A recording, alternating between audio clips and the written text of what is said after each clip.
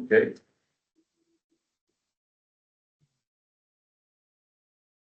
So good evening, everybody. This is the last meeting of council called to order at 6 o'clock p.m. And note that a quorum has been achieved and the procedural bylaw be suspended for the duration of the meeting. Have a mover and a seconder. Grant and Manson. All in favor? I as well. And I guess I should note that Mayor Gould is still absent on sick leave, and so he won't be here for any of the voting. Next item is the Council for the Corporation of the Municipality of Calvin hereby approves the agenda as circulated. Have a mover and a seconder, please. Councilor Manson. Councilor Ladner. All in favor? As I. Declaration of pecuniary or conflict of interest? None. There are none.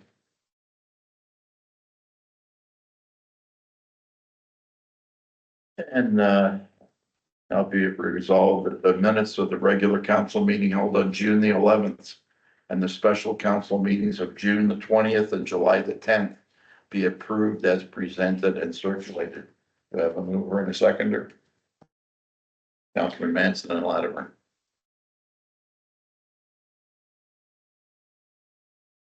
All in favor? All in favor, so including myself. We have a delegation from. No. Oh, no. There are no delegations. And now we have consent agenda.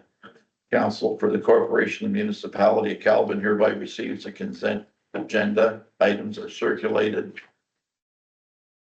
Items requested by council for separate review and discussion will be brought forward by resolution at the next regular meeting. Have a mover and a seconder. Councilor Grant and Mansler.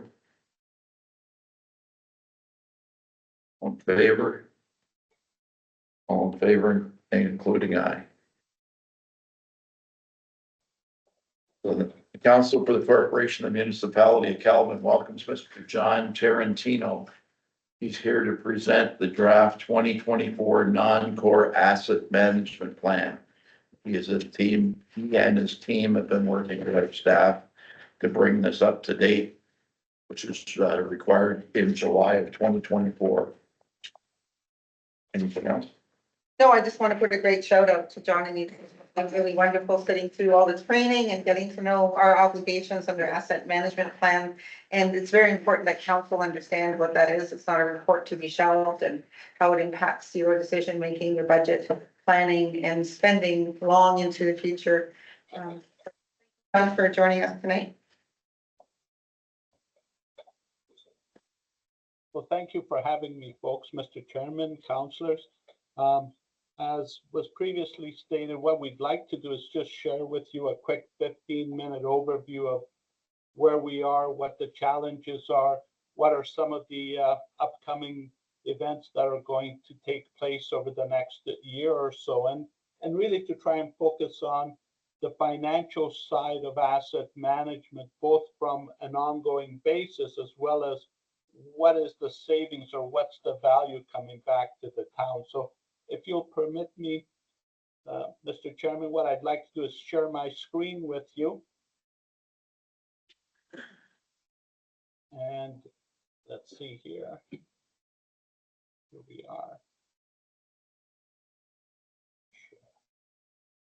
For the purposes of this presentation, should we make it a full screen? Oh, yeah, there you go. Thank you. So I'm hoping that you can see the screen, which is the first page of the presentation. And I really want this to be interactive. By all means, stop me as the presentation goes on. I know that you've participated in other presentations, so I'm going to try and focus on a few items that maybe were overlooked in the past. So to begin with, the regulation itself, in the year 24-25, which is this year and next year, there are some substantial deployments and there are some substantial deliverables that every municipality in the province of Ontario will have to adhere to. And so some of those things include, from a financial perspective, capitalization of the assets, creating a 10-year capital plan, focusing on buildings and facilities. That's what the non-core is all about. As part of that, we also need to look at 2 years prior. So when we establish levels of service that are associated to constituents, to the technical side of it, we need to have some historical data. We also want to take into consideration a number of regulations that are becoming part of asset management, whether it's the technical standards or the safe drinking water or the minimum maintenance standard. Those are all regulations that are impacted by the asset management. And one of the other components, which is also really critical, is engaging your citizens in the discussion of where do we go, what is important to them, and more importantly, what can the municipality afford to deliver going forward. So as we briefly spoke about it, up until 2022, the focus was on core assets. Those core assets are typically identified by roads, sewer, water, bridges, and culverts greater than 3 meters in diameter. But in 2024, the focus shifted to non-core assets. And so what is a non-core asset? Well, it can be anything that the town or the municipality uses in a capitalization environment. What we talk about typically are facilities, buildings, whether they are public works, whether they are recreation, open space, parks, trails, parking lots, fleet. So all kinds of fleet, right? So whether we're talking about, for example, a lawnmower, or whether we're talking about a fire truck, those are all components in the fleet. And then land itself. So what land does the town own? Whether that land would be, for example, easements, whether we talk about vacant land, whether we talk about physical buildings, parks, and so on. That's the non-core asset, which is now the next phase. And by 2025, there are some very specific requirements around what the province is looking at getting from each and every municipality. One of the things that I'd like to mention here is that the municipality has been able to work with the MFOA, the Municipal Finance Officers of Ontario. They have received funding from the province to help small to mid-sized municipalities. The town or the municipality was able to procure 30 hours of consulting time at no cost. And that's some of the development work that we've done. So when we talk about asset management, everybody gets excited by, the pretty pictures and the charts and the reports. But the reality is that every one of these charts, graphs, requires a fair amount of effort into the data collection, the data structure, the costs associated to it. And so at the end of the day, then we can do some comparative analysis to say, are we meeting the guidelines or the level of service that we have identified as a municipality? So there's a lot of work going into collecting the data, structuring the data, and then financially validating what the municipality can afford. So what are the major components in order to give you those end results? And so the major components begin with equipment inventory collection. going out there and actually sitting down and saying, this particular rooftop unit, when was it bought? What's the model? What's the serial number? What did it cost? What's the life expectancy of it? So that's an inventory collection. If we collect the inventory, then we can look at the ongoing inspections that will extend the life of that asset. And that's what really asset management is about, right? What do we need to do in order to ensure that we're optimizing it, in order to ensure that if we buy something and it says it should last 10 years, are we doing the necessary treatments to ensure that it lasts that duration? So those are the inspections attached to the inventory. When an inspection fails, so we've done an inspection on a rooftop unit and we found that a motor or a belt is past its due date and so on, creating work orders and managing those work orders. So what we're able to do is to say, we have an inventory, we are maintaining it, we are changing the oil every 3,000 or 5,000 kilometers. Excuse me. We found something that is a defect, we've repaired that defect, and then that ties into the level of service. So the level of service then says, we want to ensure that our fire department is able to get to an incident within 10 or 15 minutes and that they have the necessary equipment for it. And so that establishes the level of service. But these other three components validate that the municipality, A, can afford what they're saying, and also B, that they're meeting the timelines that are required or mandated. So when we look at asset management and we look at those components, again, just from a different perspective, we have an inventory that our staff is collecting. We know the effort and the work in maintaining the facility clean. We do those regular inspections. As we're maintaining those inspections on our facilities, we notice that the toilet is leaking.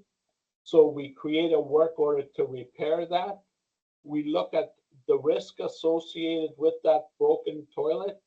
And then what does it cost? Are we going to just fix a component of it? Are we going to replace it? And all of that then just repeats itself on an ongoing basis.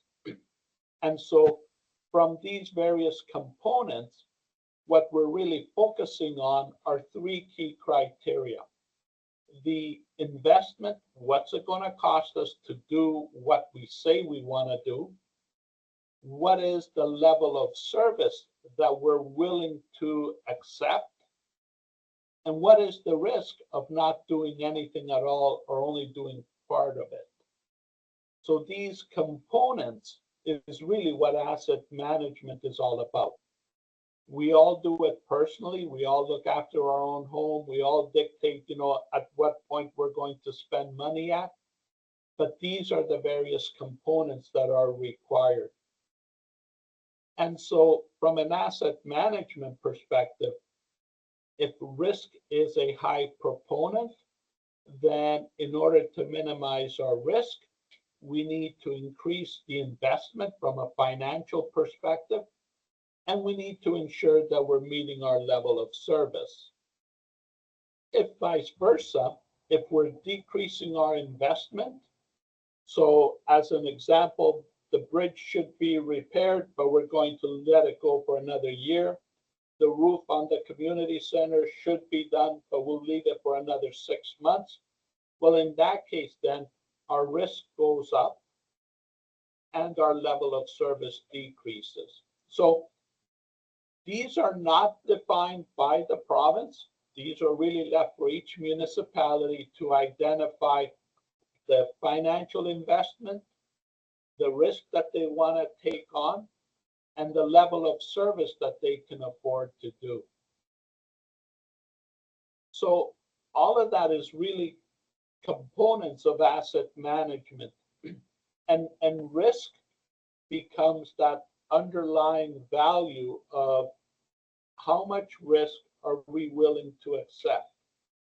And risk is calculated from a health and safety perspective, from an operational perspective, the effect that what we choose, what effect it has on the environment, what are the financial conditions of leaving something for an extra 6 months, a year, or 2 years, and lastly, what are the legal regulatory compliances that as a municipality we have to make sure that we're compliant with.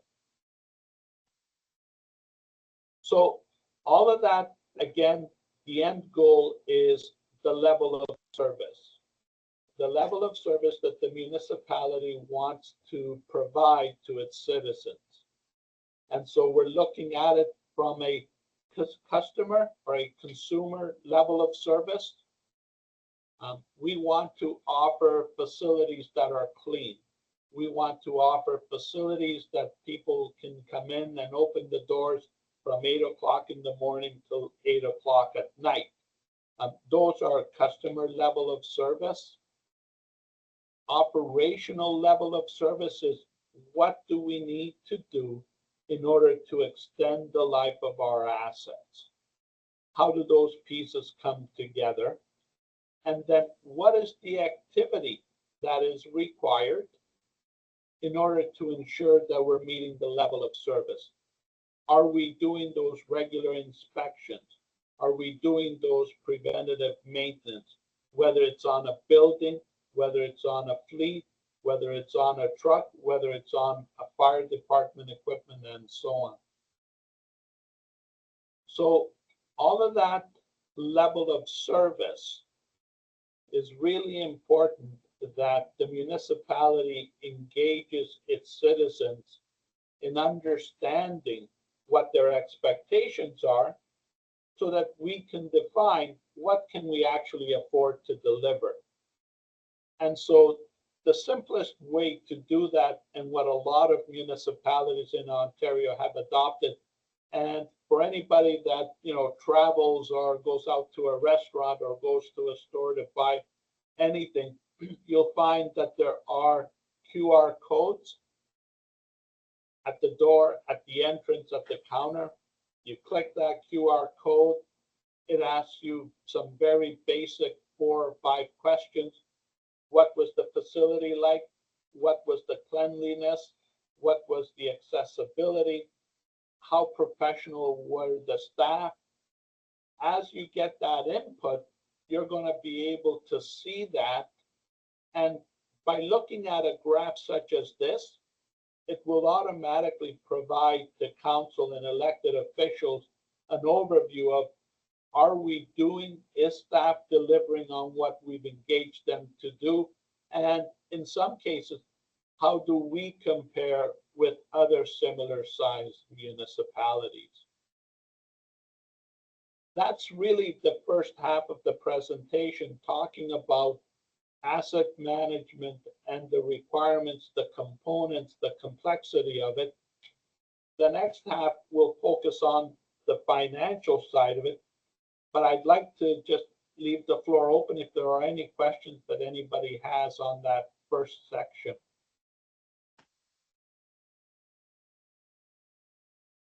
John, if I can add a little bit of perspective. So when we began this, January, I think, when we started, there's been full-time staff of 3, about 3 weeks in order to build the inventory. And it doesn't stop there. As you said, it's not guesswork anymore. Every time there's a service done on any piece of equipment, then that department head's going to have to go in now and put essentially that invoice, that the record of the service, the cost, when it was done, by whom, so we can always go back. So for example, using Muriel's example of equipment that's 10 years past its lifespan.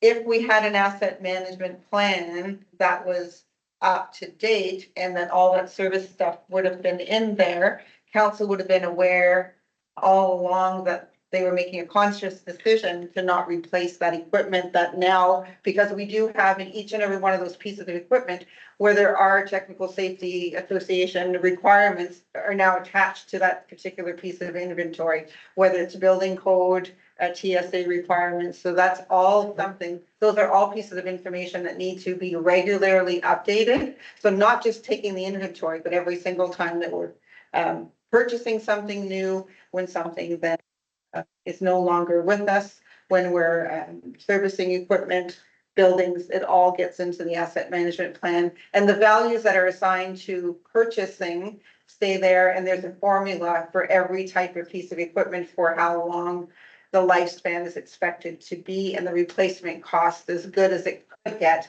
you know, whether it's square feet per building or the cost today for, and it's, those are all things built into the background of the program that will tell council when they should expect to have to replace this piece of equipment, this building, a roof on the building, a generator within the building, no matter what it is that we own.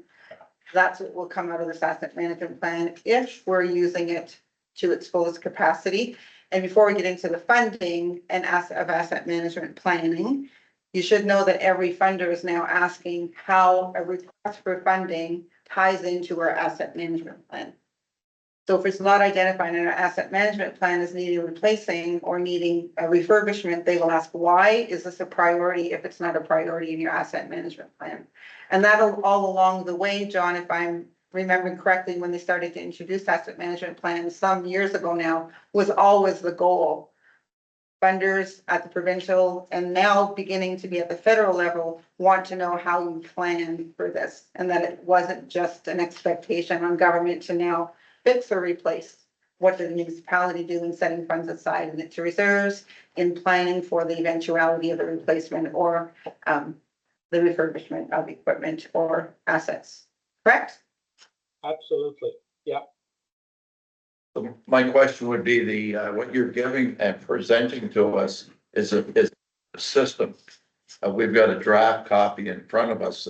I've been trying to look at some of the statistics in the draft copy that marry up with what you're giving us. And there's discrepancies, but not in the system, just in some of the facts. I know some of these equipment pieces have been sold or gotten rid of. Yeah, and to be totally transparent, right? Like, this is the same challenge that every small to mid-sized municipality in the province of Ontario has. It's there. It's not that Calvin is unique in any way, shape, or form. The challenge becomes one where consultants will say, well, you know, do the best you can with what you have, and don't worry, we'll put some numbers together and we'll give you a report at the end of it. The challenge, Mr. Chairman, is that if the data is not collected properly and if your inventory is not structured, the information that is being presented cannot be defended. And when it cannot be defended, then questions arise. So the effort that we would strongly encourage you is, we need to start, and we've started this process by collecting and structuring the inventory properly. So now we know where the gaps are, and now we can work towards filling those gaps and giving you some realistic numbers. Yeah, we started from scratch with people Yeah, actually nice. going door to door, and so as we were building this, yes, we sold a piece of equipment and then it didn't come out of this. Yeah. I know we sold some things. That's right. So it's not up to date as of today. It's up to date as of when we did the inventory that time. Okay. And you know, to John's point about small and medium-sized municipalities, and I would say that mostly small municipalities, when we're on these provincial calls and talking about asset management planning, when, you know, the person on the call, the Johns, you know, talking about some of those sessions, John, that were held provincially, people would say, are you the asset management planner? And, you know, somebody in small municipality would say, I'm also the public works superintendent, I'm also the CEO, the treasurer, the clerk. Where in medium and larger centers, they actually have a full-time person assigned to this, because imagine every invoice that comes in for any piece of equipment or every building needs to be input into this program and then, you know, checked and double checked. And it's a more than a task. I have a question. How far along are we with this part of the the core asset assessment? So it's a tough question to say, are you 30%, 40%, 50%? Like it becomes a very difficult thing to put a number to. What I can say is that on the core side, which was to have been completed by the end of last year, um, that's there. So we have a road inventory, we have some basic information there. Um, we're moving along, and there isn't anything that has a checkbox that you can say, if I do these three things, I'm 100% or 90% of the way there. Asset management will be an ongoing effort that come next year and the year after, there are other components that are attached to it. And so it really becomes an ongoing process. I've skirted the question. I didn't really answer it with a number. And the honesty is, it's very difficult to put a number to it. But I can say that staff is working diligently at trying to meet the deadlines. So just as an example, just yesterday, I brought Brandon and Jacob in to a training session with Merrimack so that they could understand how to then include the servicing of a piece of equipment. We had real examples of, here's an invoice that came in for servicing on the generator as an example. So every piece of that, including the invoice, gets uploaded. So every person in the department needs to be assigned to fire department, recreation, public works, landfill, including things like the wells, everything that we own now becomes part of this. So it's its own little story and bookkeeping system, if you want to call it that, but a record keeping system for every single thing that we own and everything that we would do with those assets. Where are we at? I mean, what we did discover is that if you recall the asset management plan that was overdue when we completed in December of 2022, if you recall that piece, we discovered that there was a lot missing in that. So that meant that we, as a few staff here, went back and actually recreated through Merrimack's program an entirely new system to collect the data. And it's a very user-friendly system compared to the one that had been used here prior. And I'm more confident today knowing, and again, I didn't have the training on the last piece anyway, but I'm extremely asset management plan that we're building and the compliance with our 2024 July 1st requirement. When we hand this into the government, John, who works with municipalities and private sector across the country, John, if I can speak on your behalf, I think you're quite satisfied that we are meeting the requirements of the Ontario government once we get through this tonight, and if you approve and accept the report. Yeah, absolutely, right. And if you look at the screen right now, again, right, and Councillor Latimer, the reason for that hesitation is as you do more research, you find areas that can be included in the asset management strategy that bring you back value. So as an example, any OSIP funding going forward needs to be tied to an asset management plan and strategy. Energy consumption, excuse me, over the next year or two will be, again, a critical component to be able to say, are we meeting our net zero or carbon taxes and things like that, right? These are all things that a year ago were never thought of, never included in the asset management, but now it's starting to be a component of it. AODA compliancy, right? So the Disability Act, again, next year, that will be a mandatory requirement for municipalities. So, how far along are we with ensuring that not only our buildings, but also our website and so on can meet those regulations? Replacement cost. There are now additional criteria that is being thrown at municipalities to ensure that there is an accounting component to it. And next year, the level of services must be tied to the funding. So as an example, if we say we're going to clean our community center once a week, what is the cost of that level of service? What can the municipality afford? And do we increase or decrease that level of service? And so the government is not defining in any of this what that complicated level of service should be. They're simply saying that it's up to each municipality to confirm that they can validate and that they can financially support what they're trying to achieve. And if I might stop you there for a second, if we look at this page alone, the energy consumption report, you have that in this package, I believe, because that one just had to be completed. It was due July 1st too. That's a biannual one. The AODA, you received that at the last meeting. I completed that one. We also have the bridge study that's part of this too. So we just the government keeps adding on these studies and surveys and things that are not only required, but now they're tying it into, as John said, the asset management. So it's not only now about, oh, we have a bridge study that we bring forward to you, that the engineers report, that the landfill, all of those studies that they require us to do are now finding their way into the asset management plan, tied to funding that you will receive in the future, whether it's OSIF that comes to us every year, NORD's funding. When we're saying that we're going to fix certain roads with NORD's and CTBF funding, then they're going to be looking now at how does this tie back? How does that particular road in your asset management plan identified to be the one that you choose? Okay, well, thank you for the answer. It's a big project with a lot of detail, and it's in progress. Thank you. Thank you.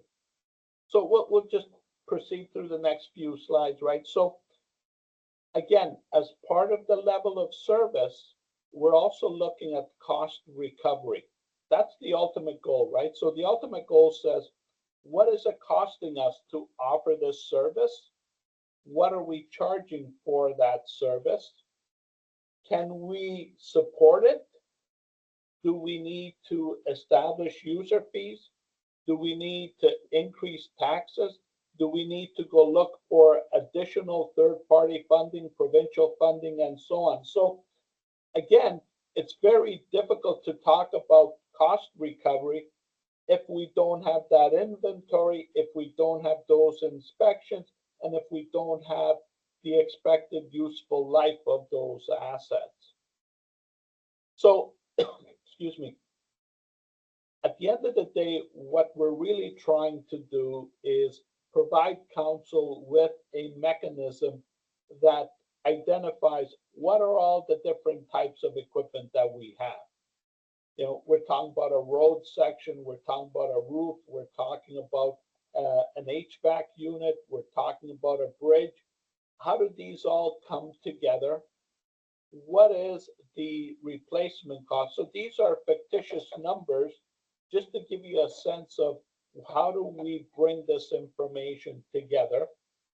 What is the risk associated to not doing what we said we're going to do, whether because of resources or funding or not having the right technical skills to do it? And what is a replacement date?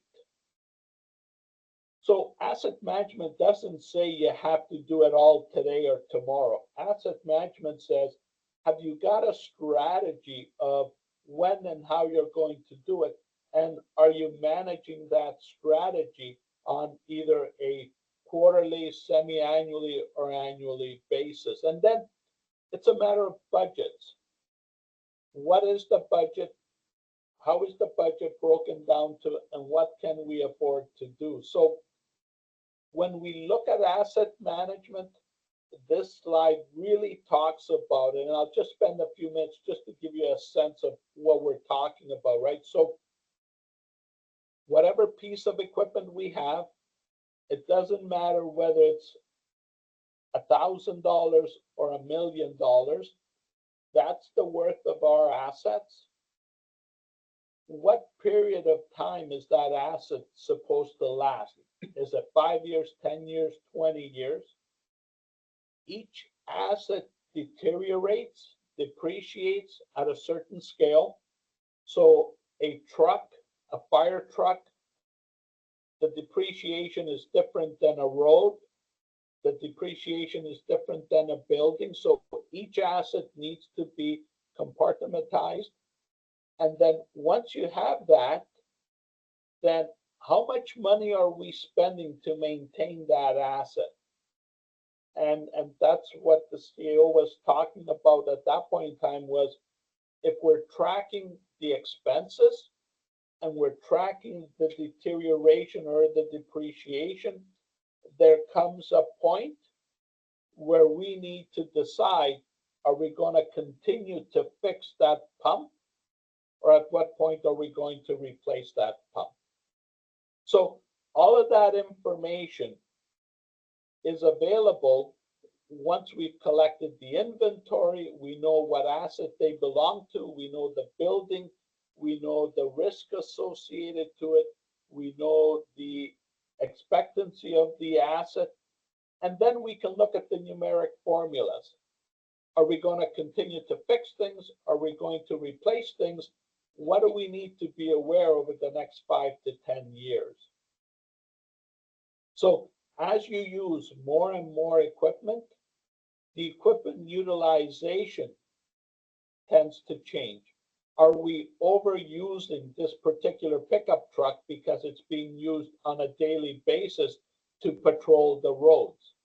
Should we look at sharing those trucks with different departments and checking and validating which of our equipment is overutilized, regardless of whether it's a truck or a building or an HVAC unit?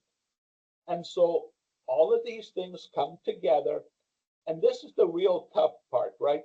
This is making tough decisions when assets start to become liabilities. And so if we don't fix the bridge, eventually it's going to turn into a liability for us, both financially and if something was to occur. If that landfill site is filling up, are we preparing ourselves for opening a new landfill site? Are we just going to close it? That same requirement can be applied to every asset that the town or the municipality owns. And so one of the things to keep in mind is that over the next 5 to 10 years, the cost of components is going to drastically increase. Accessibility to those components is going to decrease. So we have a perfect storm of we can't afford it and it's not available. And so asset management, what it really should do is prepare us for those eventual goals. And with that being said, I'll leave the floor for the next few minutes to answer any questions that you folks might have.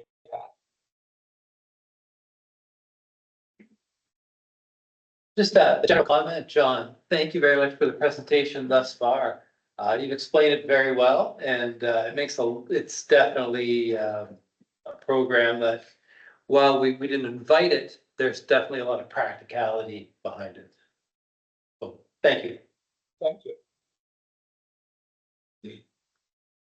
You have a question? I just had a comment. I mean, if, just listening and taking in all the information and having intuition about the way things operate and just real life is, as we, I guess, as we move forward in inventory and prioritize and as we move forward with an asset management plan as described, we're probably going to have to become much more efficient at assessing risk. It's clear that if anybody, any municipality, we're all in the same boat, were to try to meet the hundreds, if not thousands of regulations, fire marshal, climate change, ESA, TSSA, to be up to, if the desire is to be at the, I suppose, the golden standard, it's highly likely that will result in significant increase in costs. And so, hopefully this plan will allow us to, cut those costs and allow us to better react to them. Because, there could be significant costs, as we go through this process, in various departments and things. If I can respond to that, I don't think there could be significant costs identified, there will be. And I recall when asset management plan was introduced, however long ago that was, long before I arrived here, there was an alarm, at most municipalities saying we simply can't afford, first of all, to do what they're asking us to do, nor can we afford to replace or repair in the fashion that the government of Ontario is expecting us to see what they're now calling asset management plan. You plan for what you need to do financially and in every other way, right? And I know that at some of the conferences that you've not attended, there's been a real focus on asset management plan, and especially smaller and larger municipalities getting together to advocate for. So those are the things that are happening in rooms and conferences that, you're not at right now, but it's important that people get together. Yeah. Just one further point, just to follow it up, I guess, to further my point, the writing is on the wall that it's likely that we'll have to, either increase costs, significantly, or potentially have to challenge, regulations. Because, it's obvious to me that we're over-regulated, as a society, costs are through the roof, and, to comply with everything is a massive burden. So, that's where balance and, risk and, but, that being said, good information is still good information. It's just how we use it, how we assess risk, and, what we take to the province to say, hey, wait a minute here, this just doesn't work. So we'll see how that goes. Do we own this program, this software, or does it belong to the municipality of Calvin? John, I'll let you answer that one. We have a pretty sweet deal. Sure. So what we've done is, in partnership with the Ontario Recreation Facility in particular, the inventory for your buildings and so on, your fleet, that is available to you free of charge. As being a member of ORFA or MFOA or being a Marmac customer, the inventory portion, which is the focal point of what you need, that's available to you free of charge. To use other modules, there is a nominal fee, but I can share with you that those nominal fees are trivial compared to the functionality that you're getting and the market capabilities of the software. And if I might add, compared to what we were paying up to 2022, it's very small in comparison. There's an annual cost to accessing some of that. And we can get support through some of our existing funding, like OSA, to either hire someone for asset management planning if we choose to go that way. For the next year's budget, we'll talk about how we continue to meet the administrative requirements of, with the asset management planning and. Thank you. Anything else? Back to Mr. Tarantino. Back to you, John. Oh, sorry, thank you. I just want to say thank you very much for the opportunity to spend half an hour together. I hope it was informative. I think that both the CAO and the staff are doing their best at trying to get to the point where we need to be. And I think the value of the asset management, you're going to be able to see that over the next few years as you start to validate the longevity of the assets and reducing the risk to the municipality itself. So with that having been said, I thank you very much for allowing me to spend a few minutes with you folks. Thank you, Mr. Tarantino. Thanks for all of your work and your team's work again, John. Very much appreciated. My pleasure. Thank you very much, folks. Bye-bye. Okay. Scott. So I have a motion here to accept and approve the draft management plan. And have a mover and a seconder. Councillor Grant Manson.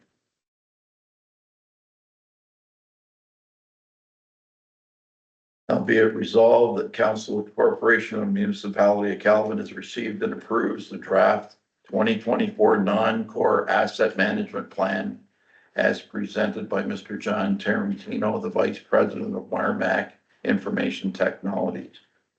All in favor? Aye, and everybody else. Thank you. Just to share with you, the next steps now is that now we take this from draft format, put it into final, and the requirement is that we do post it on our website and submit a copy of the resolution to the Ontario government. So it will be posted as is. It has to be posted as is, as approved, yeah, with, as final.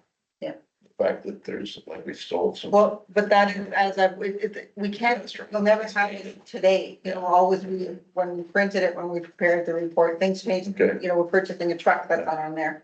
Focusing on Yeah. that one thing. Yeah. Next item is, East Nipissing Planning Board.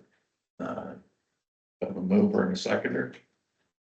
Councillor Manson.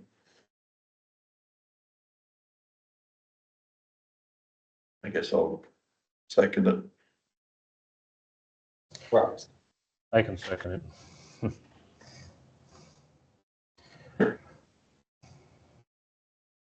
Point of order doesn't matter. Vision 20, X 31 on June the 11th, 2024, Mayor Gould resigned his seat on the East Nipissing Planning Board due to impending surgery. And where Latimer was asked to consider joining this board and advise council of his decision at its next meeting, which is this meeting. I cannot consent to being part of the planning committee or planning board. I don't know what day it meets or how often it meets. My understanding is that it's in person, which at this point I'm not able to commit to.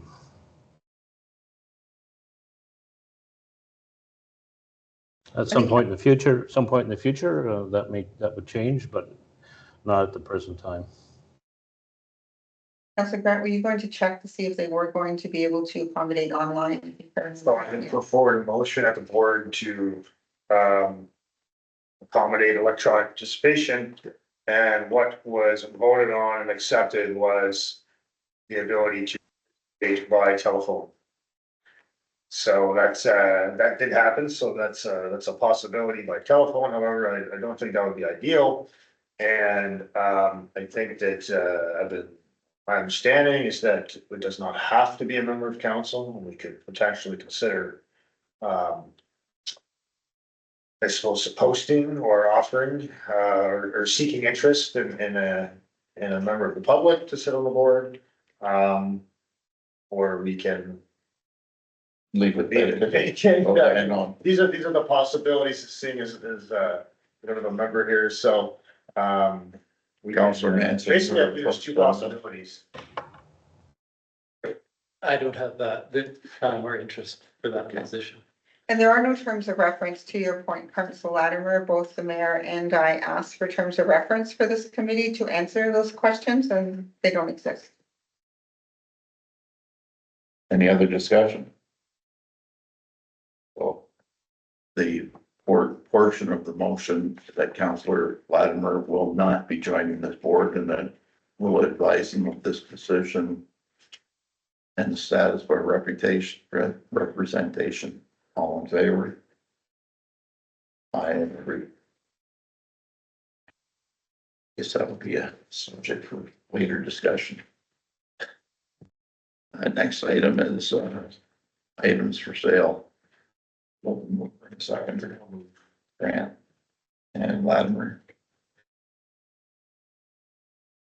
The Councillor Grant, seconded by Councillor Latimer. Whereas council declared municipal surplus 6 tires and 8 bolt rims, fitting a Chevrolet or GMC 225/75/16 tire by resolution 2024-232 on June the 11th, 24, sealed bids were to be submitted using the township's prescribed form and be received by the 12 p.m. on June the 28th, 2024 at the municipal office marked higher bid. And on the 28th of June 2024, the bids were opened by CAO Donna Maitland and the staff member Brandon Mayhew. And whereas the highest bid received was from a Dave Miro for the amount of $650 plus HST. Now therefore be it resolved that council for the corporation of the municipality of Calvin accepts the sale of these items to Dave Miro, and that the funds net of any taxes be deposited into the general bank account and be allocated to the public works surplus fund. All in favor? All in favor?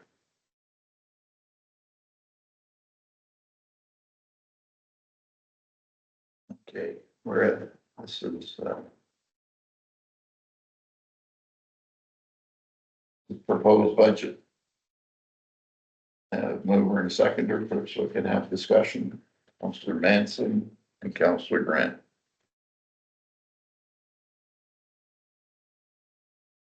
Whereas council drafted, reviewed, and discussed the proposed 2024 budget as presented during the special meeting of June 20th and July 10th, 2024, and considered input during the public meeting for comment as a special meeting on July the 25th, 2024.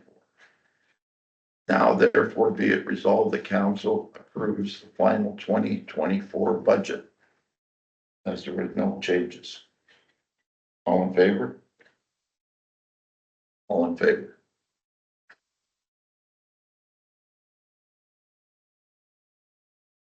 But no, we have to have a mover and a seconder to actually approve the budget. Councilman Manson. Councilor Grant.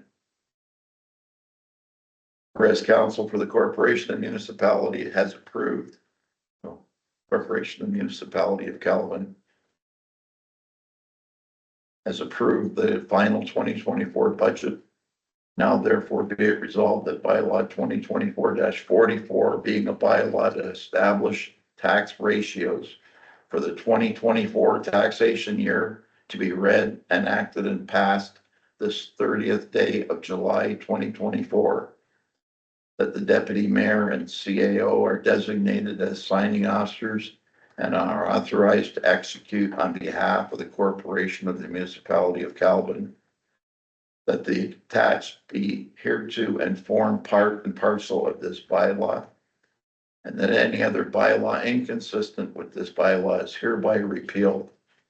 This bylaw shall be enacted and in effect upon the signing thereof. Can I ask you to read all that, our CAO? Oh, and we don't need to, we can, What says right in the thing that, yeah, attach to. So being a bylaw to set the tax ratios for 2024. Whereas pursuant to section 308 of the Municipal Act 2001, section 2001 C25 as amended, the council of a single tier municipality shall pass a bylaw in each year to establish the tax ratios for that year for the municipality. Now therefore, the council for the corporation of the municipality of Calvin enacts as follows the tax ratios for the municipality for 2024 as follows, and then we list the rates. That this bylaw shall come into force and effect on the day upon which it is passed. Read a first time this 30th day of July 2024. Read a second time this 30th day of July 2024. Read a third time and finally passed an open cancel this 30th day of July 2024. thank you. I signed this one. Oh, Come on, I know yours. mine's gonna have to, my writing's for here. It's gotta go. We have to send that off officially to the bank and to many other. I can tell you right now, your writing's always going to be pretty in your mind. Yep.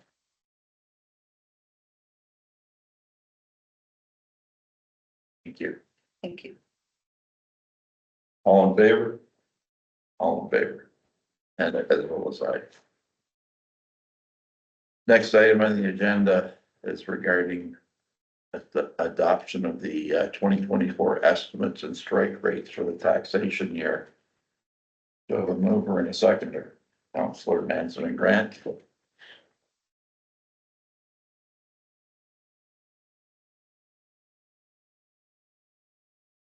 Oh, bylaw 20, I had to read the resolution. Bylaw 2024-45 regarding resolution 2024-265. Now therefore be it resolved that bylaw 2024-45 being a bylaw to adopt the 2024 estimates and strike rates for the 2024 taxation year to be read, enacted, and passed this 30th day of July 2024. That the deputy mayor and CAO are designated as assigning officers and are authorized to execute on behalf of the corporation and the municipality of Calvin. That the attached be hereto and form part of the parcel of this bylaw, that any other bylaw inconsistent with this bylaw is hereby repealed. This bylaw shall be enacted and in effect upon the signing thereof. And we don't have to read the attachments. All good. But that's a long one. They don't never have to. So all in favor? Thank you. All in favor and I as well. You just be signing the one that you're not gonna use anyway. For two. You,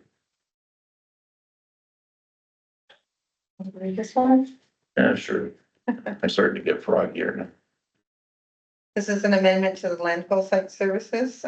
We just noticed that there were, just to give you a little bit of background on this one, if you look past the annual household waste limit, 104 bags for the last page.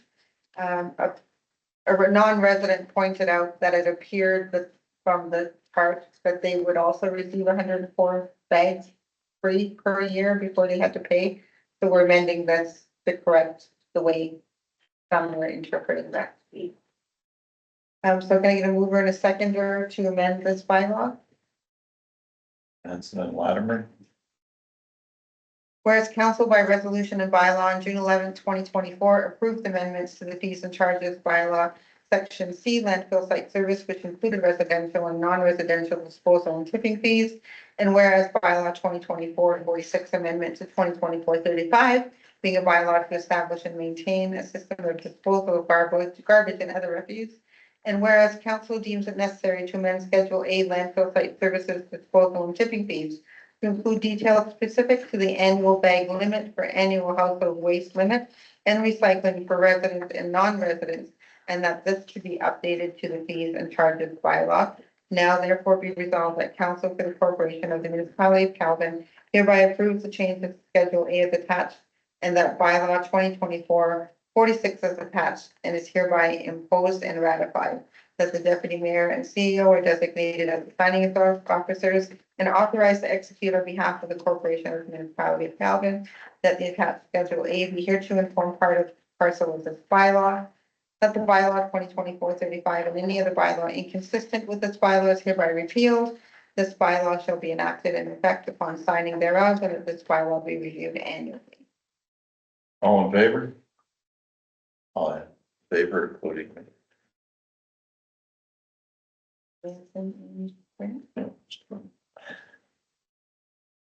Councillor Manson and Councillor Latimer.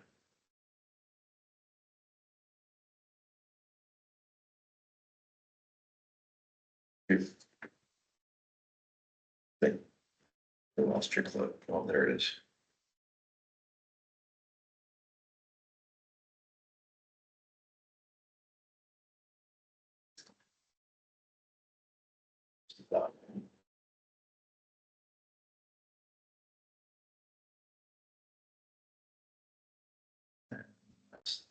Just did. 20, or 267 is what we just did. No, the one we're on now is 261. Okay. You want to bear this one? Yeah, but this was what same as our. No, so there's fees and services bylaw, and then there's a landfill bylaw. They're Okay, interrelated, so. you're on. So we just need a mover and a seconder for this bylaw. Sir Manson and Councillor Grant.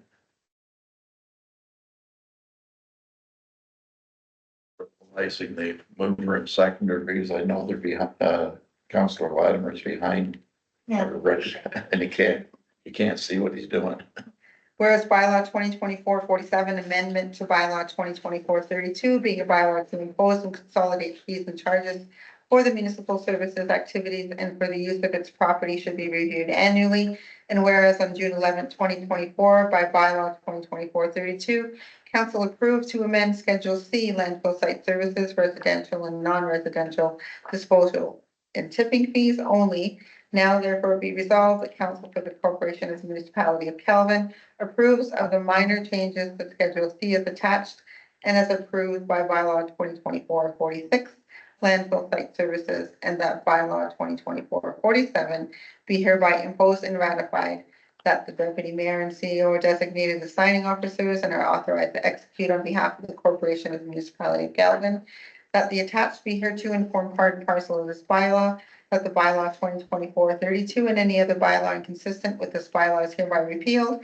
This bylaw should be enacted in effect upon signing thereof. All in favor? Favor, including myself.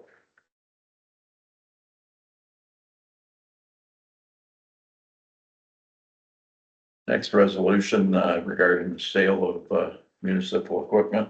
Is any mover and seconder? Councillor Grant and Manson.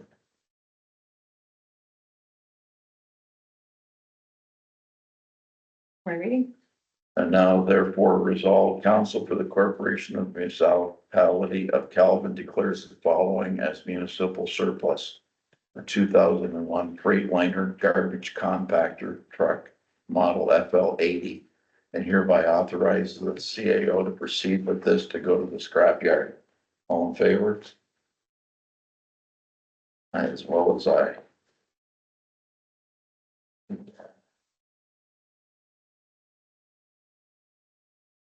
Sorry, we've been quite quick on some of our meetings, so they've added a pile of stuff here. The next one is regarding proxy votes. I have a mover and a seconder. Councillor Latimer and Councillor Manson.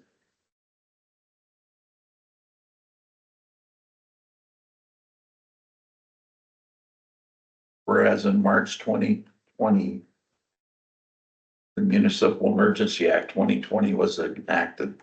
The statute amended the Municipal Act 2001 to provide municipalities with the ability to conduct meetings of council and local boards and their committees entirely electronically for the duration of the provincial and local emergency. And whereas as a result of the Emergency Act and as part of Bill 197, one of the changes was to allow proxy voting.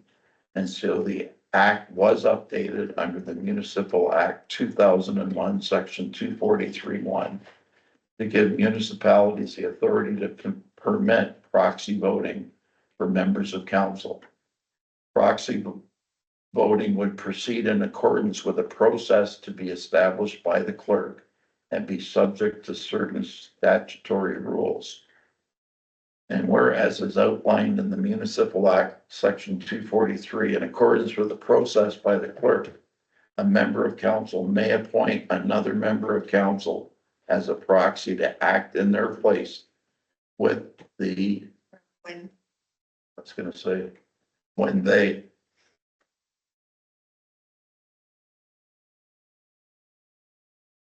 are absent, subject to the rules as attached per bylaw 2024-48. Any discussion?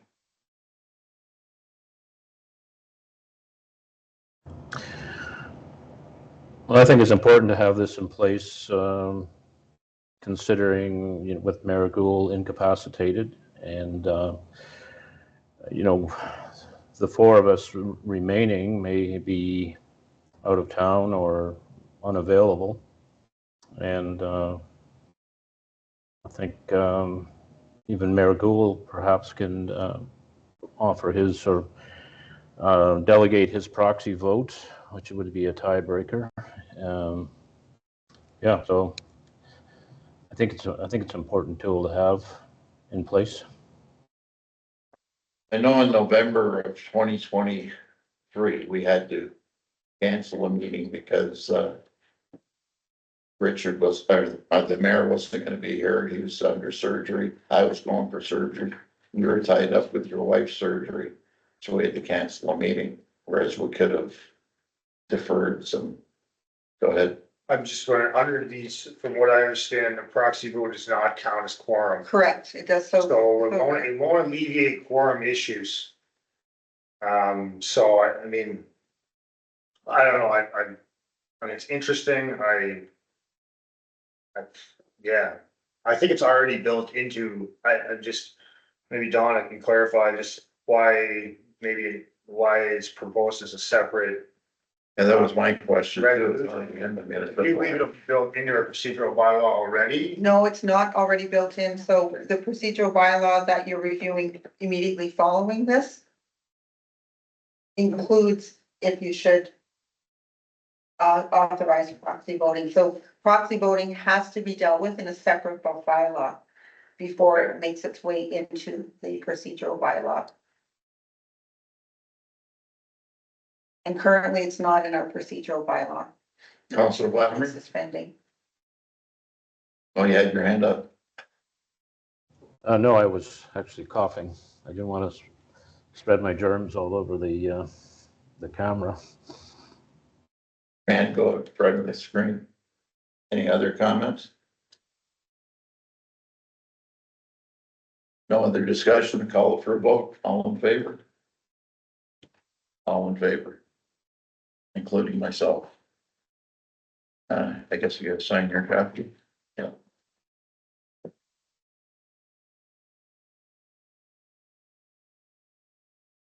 Start on the next one, since it's a long. Okay, so this is introducing the new procedural bylaw, if I can have a mover. Councilor Massey, Councilor Latimer. Whereas section 238 of the Municipal Act 2001 as amended provides that every municipality shall pass a procedural bylaw for governing the calling, place, and proceedings of meetings. And whereas past council for the Corporation of Municipality of Calvin adopted interim bylaw 2022-062, being a bylaw to govern and regulate the meetings and proceedings of council and committees commonly called the procedural bylaw. Now therefore be resolved that current council for the Corporation of Municipality of Calvin decides it is in the best interest of the corporation to adopt a final procedural bylaw and hereby approve the changes as attached, and that the bylaw 2024-49 be hereby imposed and ratified. Discussion? Yeah, I'm just trying to find this is the procedural, right? Sorry, and find something on the computer. So we've been suspending it, as you know, because as these became accustomed to how you wanted to draft the meeting agendas, the procedure for carrying it out. So we've been suspending that. And one of the reasons it was draft also, if I recall, was that it was copywritten. And this allows the copyright to come off now because it is designed in-house, using mostly. Part 3, so. Yeah, I'm trying to find it, because I did have some comments, I apologize. You have to give me a minute, put through this in one page upside. And I believe we gave you the bylaw that had the changes, right, Teresa? It shows the changes marked up. I provided Yeah. the original and then the proposed final. Just, sorry, guys, trying to find it on electronically. If I open part 3, it can be one page. As I sent you a You separate. did send me separate. Do you want mine? It's open on the. Sure, we can just solve it with this. So we remove such things as the title municipal administrator, which were redundant now, any reference to, particularly Wishart Law, E4M, because those were copyright. Every page, Teresa's highlighted what changes were made. Removing municipal administrator, replacing the CAO. Just updating the verbiage, removing But no, it eliminates And in term draft, every meeting, we have to suspend the procedure. You're just frozen. Seems like more of a housekeeping issue than anything. All the changes are created by staff. We didn't form a committee on this or anything like that. It's just an updating the file. Yeah, I mean, I think the procedural bylaw is super important and I can't, I'm having technical difficulties, but, there's two comments I had, one was, and I want to make sure I have the right copy here, there was it mentioned that, not delegations, but information, if a member wanted to bring forth a resolution, they would have to do it 7 days, 7 business days in advance, I believe. Is that right?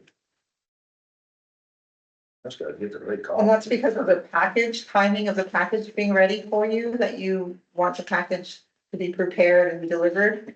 So in order for that to be prepared and delivered, we needed a week ahead of time, right? Yes, and run 7 calendar days to 7 business days actually works out to about the same time. and I just had a concern as a member of council that, because it just seems like a lot of issues come up that, if I wanted to put forth, or anybody wanted to put forth a resolution, that might be a lengthy period of time to allow that resolution to be included in the meeting. I think that, in my opinion, it would make sense if we had a shorter period of time. Just there it is, section 6.1.8. And, I think it's significant. I think the procedural bylaw is actually really important. Because it's how we conduct business and, that was one of the things that I thought that we might consider. I would advocate for reducing that period of time. I understand that the agendas need to be created, but a lot of times these could just be, simple resolutions and things. And they're typically time sensitive and it would be nice to have more access to, as a member, to put things on an agenda. And it's why I completely agree as CEO that it's super important, and you've been operating without one for almost 2 years, so we need to get one down, right?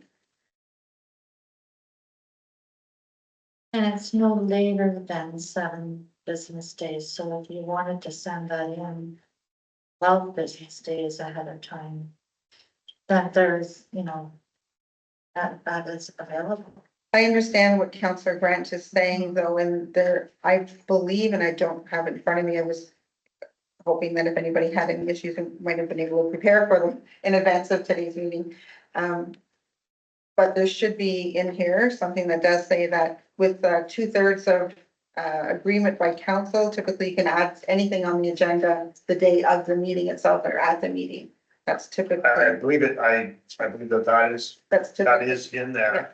And I would like to propose a amendment with my colleagues. I think 7 business days is too much. I think it should be shorter. I think it should be, I believe it should be as short as, 3 business days, in my opinion.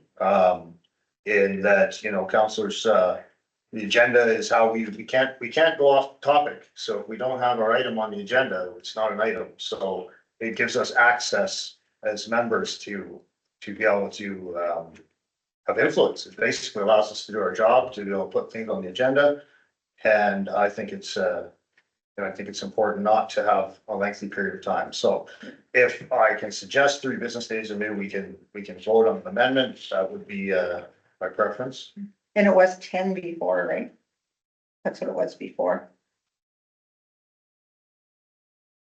My impression was that it was related to delegations and topics on the agenda, not necessarily resolutions. I actually, in the discussion earlier today, I was told that we could make resolutions at any point during a meeting. Can we, but we would require 2/3, right? Right. So if we don't have 2/3, if a member wants to put a resolution, I think it's reasonable if they had 3 business days in advance. I think it's reasonable for a member to be able to get a resolution on an agenda. Then maybe we should make it as an amendment and like a 6.10 or something like that, where if a council member wishes to add a resolution to the meeting. I don't think that's necessary because we already deal with delegations in a separate matter. This is really, Councilor Grant is talking about the ability to bring something forward to be added to an agenda 3 business days instead of the 7. Simple, right? That's all we have. Yeah, I think, you know, you know, it's something we can do a separate vote on. It's just that you know, because it's in front of us, this is my opportunity to discuss it. Apologize for not having an advance notice, so we can maybe have some more research, but, technical difficulties, I got a hold of this a little bit later than I would like to. It's my schedule, so, I think, you know, it's one of my issues. I mean, if everyone just wants to ponder that, but I'd like to, you know, see what we can do with that, if we can do 3 business days. For the reason that, you know, members would have access, to agendas, it's really how we do business. So I think it's reasonable, especially in our situation.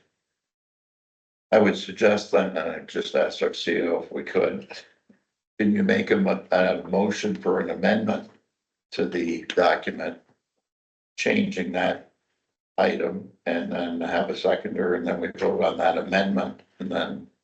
In, if I had to, I suppose if I had a 2/3 majority, I could do it right now, or I would have to do it for next Well, meeting. this is a topic on the agenda. Yeah, So what you're doing is asking Do it them. right now. I would prefer to do it right now. Yeah, I exactly. just want everyone to have enough time to consider it too. I don't want it to be voted down.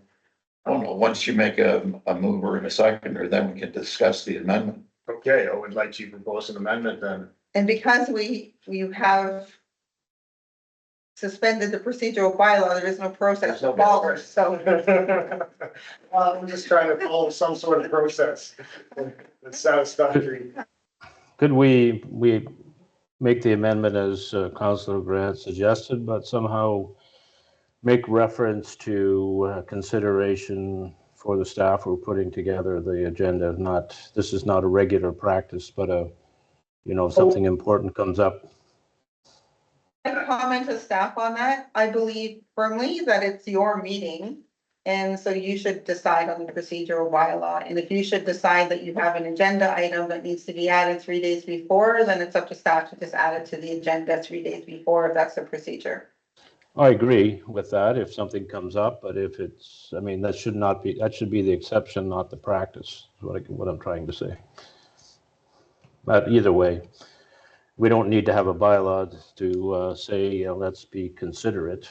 We have 3 days, but the preference is to have it in earlier. We don't need to write that into the rule book. But yeah, I agree with the 3-day thing. So if we can, the amendment would be to change 7 days to 3 days, and then if we have a vote, then I think we can make that amendment. Seconder? Councillor Manson? Any discussion? Councillor Ty? No. Councillor Stand by Margaret. Councillor Latimer? No, I think we've already discussed it. Okay, change, the amendment is to change 7 days to 3. 6.1.6.7 and 0.8, I believe are the reference points. 6.7. I think it's, No, I think, 6.16. is it 1.16 and 1.6.16, I believe. Yeah. And 6.18. Okay, Yeah, just from the copies. so you're just gonna make the amendment to that and then we'll both initial it? Yep. That's your, You have my whole copy, I think, I already. think you give it back to me.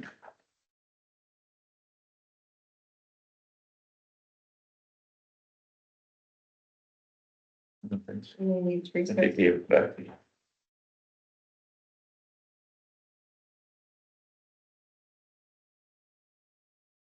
Yeah, I signed it. Okay, we're good. Please, I have the changes. No, Tuesday, you've noted the changes.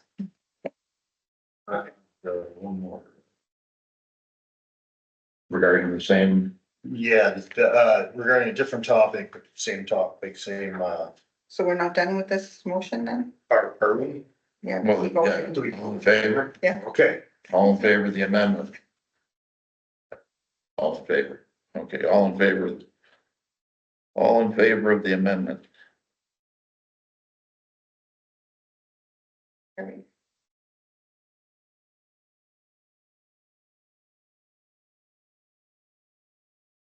Okay. You have another item? I do, might sound a little wacky, but I'd like to be able to explain it. Just because I do believe in conforming to the regulations and the policies that is set out, I think they have to be accurate. And there's mention, trying to find it as well, mentions of, cell phone use, which I believe the intention is,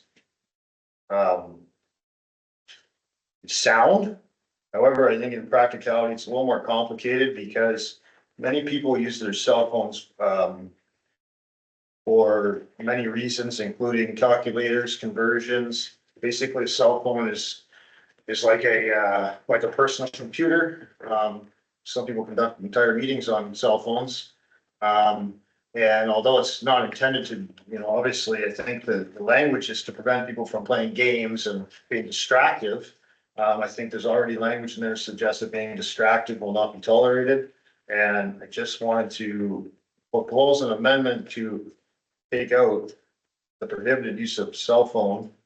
I do not believe it should be used as a phone. But it's there, the problem is our cell phones are smartphones and they're used for many, many reasons. And, I use mine to check, the agendas, to look at edits for many reasons. During the So- meeting though, this is what this is about, right? During the council. During the council meeting, yes, I use mine as a calculator. I'm just trying to find it because I had read it. I don't have my original copy here. Says here on page 15, all electronic devices must be turned off during a meeting and must not be used to disrupt the meeting. That we all were issued computers to use here during these. Yes, I understand, and I think the language should say that, they should not be disruptive and that all speakers should be turned off. I think that was on page. Which I mean, it's already in there, so, oh, it's H. Use or have on a person their cell phone. That is, no member shall, so 2.14 conduct, no member shall, H, I think H should be removed. Just put on board.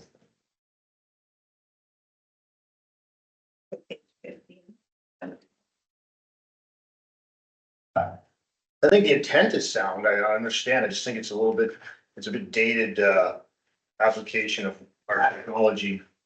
In the old days, they were only cell. In the old days, there were only cell phones, but I would say that is a perfectly reasonable rule. I would say that it's perfectly reasonable that they do not be distracting and that there should be no ringers, alarms, things like that. But to be used for calculators, conversions, to look information up on the fly, multiple screens, we're tech savvy and I think that if we take it out, I don't think it's gonna cause any harm.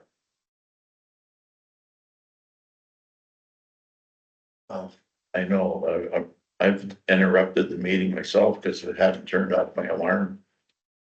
And then, we could have members of council or members of the public in the audience with their phones ringing. We can't have that during the, And that's in the expected code of conduct already. It's kind of already covered with distractions. It's, members shall, The public one is, so this is for council. The public code of conduct, the expected code of conduct already covers that no cell phone should be in council. I gotta be honest with you, when we come, I take my phone out and I put it on the desk, so I don't use it and and it's uncomfortable to sit on for 2 hours.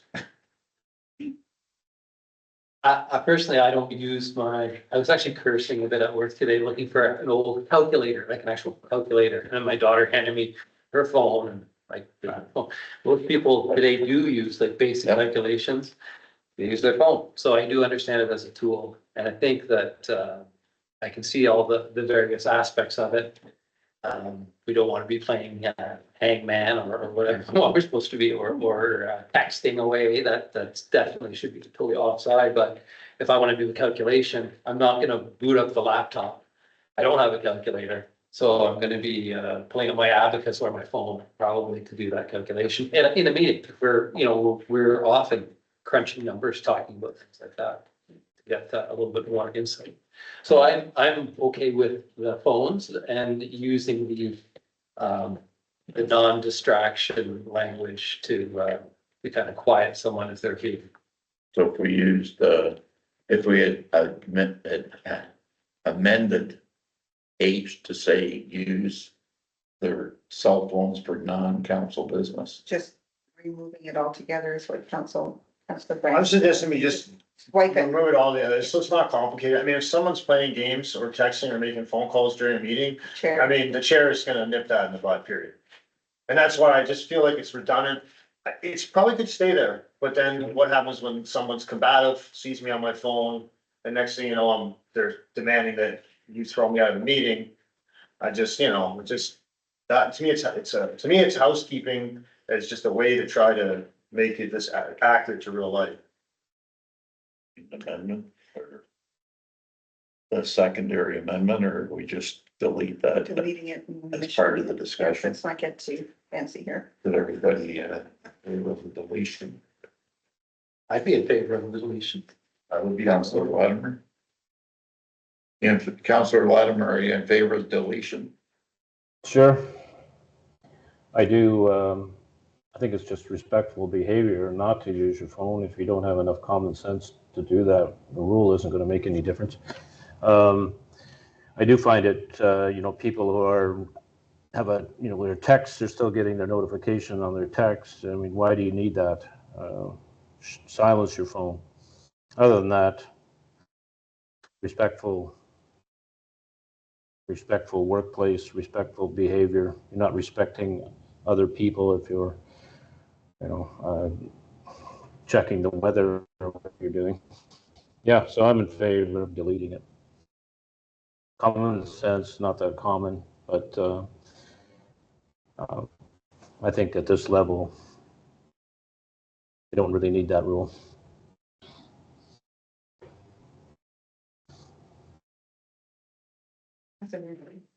That's okay. So now, therefore be it resolved that current council of the corporation of the municipality of Calvin decides that it is in the best interest of the corporation to adopt the final procedural bylaw and hereby approves the changes as amended and as attached. And that bylaw 2024-49 be hereby imposed and ratified.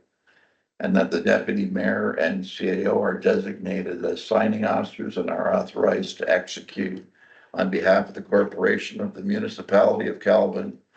And that the attached be hereto and form part and parcel of this bylaw.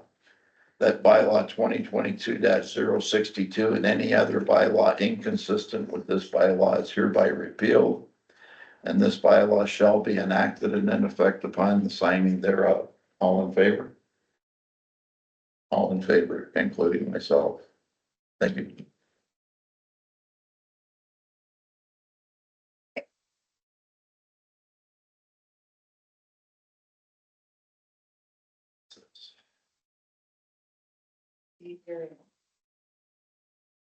And then after, This is what the electronic copies.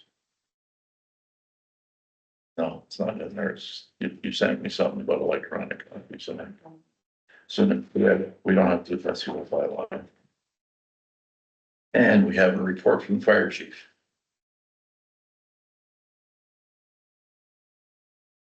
In June, we only had one, fire call, which was an MVC on Boundary Road.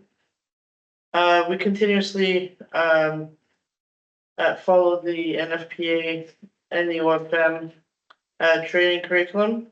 During the month of June, we did a lot of portable pump training, with an urgency component. With also a friendly competition between firefighters. We also did firefighter down, how to remove the SCBA and their gear. Anticipating the warm weather and heat stroke. Again, it's donning and doffing of the SCBA's.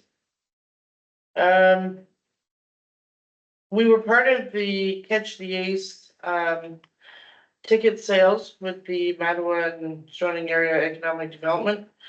We received a check for $2,500. And we also received an additional donation from the Golden Age Club of $500.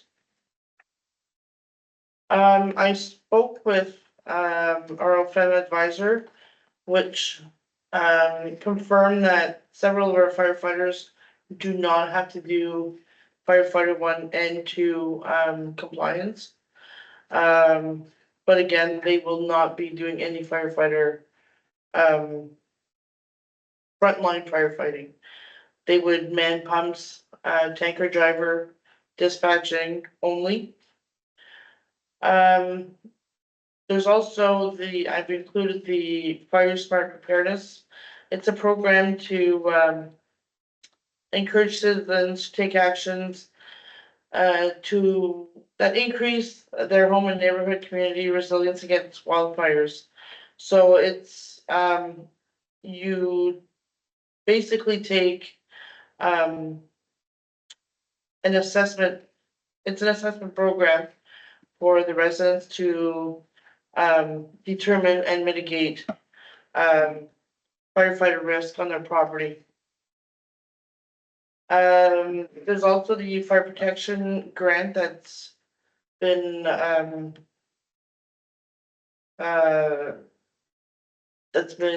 announced. It's for cancer prevention. I'll be submitting an application for new SCBA's, as ours will be coming due in 2 years, and that's a huge cost of the municipality. And in addition, I'll also be adding firefighter gear. We've had 4 this year, and I'm hoping, if we have any funding, to increase that. And that's it. So Muriel, those applications for funding, are they coming under our name? Yes, Okay, so we'll work together so that I can Yes. sign off on them, because Yeah. without signing authority. I need some quotes. So I've received one. I'm just waiting for the quotes for the SCBA's. And the deadline is September. August 30th. Yeah, And a week. it's only been out for a week. So give me lots of heads up so we can Yeah. submit it in the right name and. Exactly.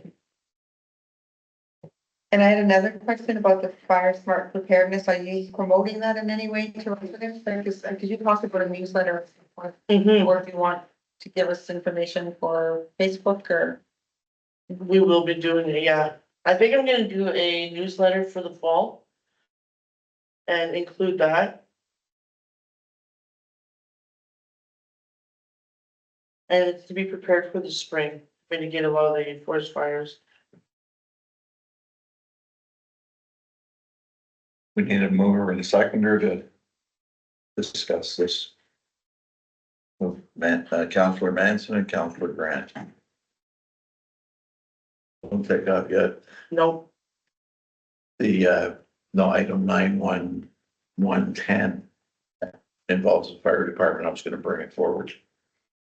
So now therefore be it resolved that council for the corporation of the municipality of Calvin has received and approves the fire chief report. All in favor? All in favor? Pass. If I may, I'd like to bring this forward. So because the fire chief is present and she's free to go after that, nothing else involved in the fire department. Item number 9.1.1.10 is a letter in support of